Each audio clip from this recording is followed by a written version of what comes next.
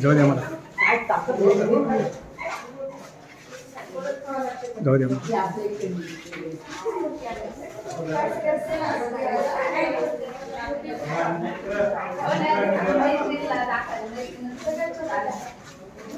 sir मुडकी उडायले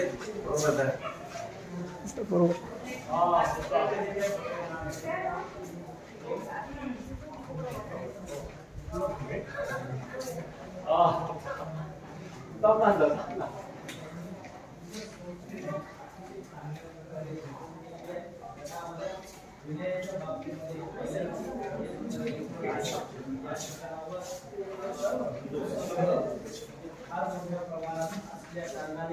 या देशामध्ये